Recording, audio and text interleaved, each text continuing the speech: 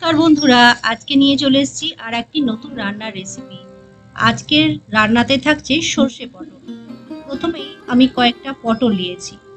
তো পটলগুলো আমি একটা একটা করে কেটে নেব, খোসা ছাড়িয়ে কাটবো। আর আপনারা যদি মনে করেন খোসা ছাড়াবেন না, তো উপর দিক থেকে ছিলেও রেসিপিটা করতে পারেন। পটলের গায়ে যে পাতলা আবরণটা থাকে, ছুরি দিয়ে বা বটি দিয়ে ঘষে নিয়ে ফেলে দিয়েও কাটতে পারেন। তো আমি খোসা ছাড়িয়ে আজকে রেসিপিটা করছি।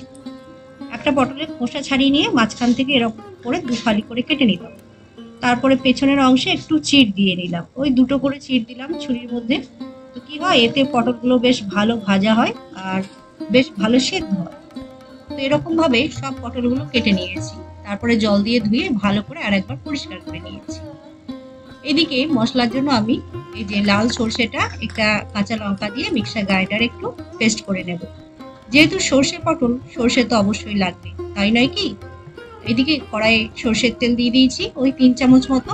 তেলটা ভালো মতো গরম হয়ে গেলে পটলগুলো আগে আমি ভেজে নেব। পটলগুলো সব একে একে দিয়ে তার সঙ্গে একটু হলুদ আর লবণ দেব, দিয়ে ভেজে তুলে নেব। পটলটা যত সুন্দর ভাজা হবে, এই সর্ষে পটলের রেসিপিটা কিন্তু তত ভালো হবে। তো পটলগুলো আমি ভেজে তুলে রাখবো, তারপরে ওই তেলেই রেসিপিটা করব। তো পটলগুলো ভেজে আমি তুলে রেখে দিয়েছি। এবার ওই তেলের মধ্যে কালো জিরে, ফোড়ন আর সর্ষে বাটাটা দিয়ে দিলাম। তারপরে একটু লবণ দিলাম আর একটু হলুদ দিয়েছিলাম। তো সর্ষেটা একটু ফুটিয়ে নিয়ে ভেজে রাখা পটলগুলো দিয়েছিলাম। তারপরে একটু নেড়ে চেড়ে হাফ বাটি মতো জল দিলাম একটু সেদ্ধ হওয়ার জন্য। ভাজতে ভাজতে হাফ বয়েল হয়ে গেছে, তাহলেও একটু সেদ্ধ হওয়ার জন্য হাফ বাটি জল দিয়ে ঢাকা দিয়ে ফুটতে দিলাম।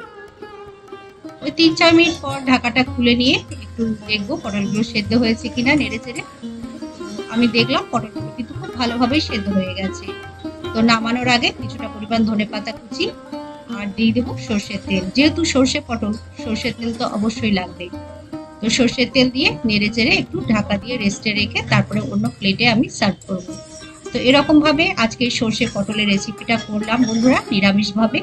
নিরামিষের দিনে গরম গরম ভাতের সঙ্গে কিন্তু অসাধারণ লাগবে।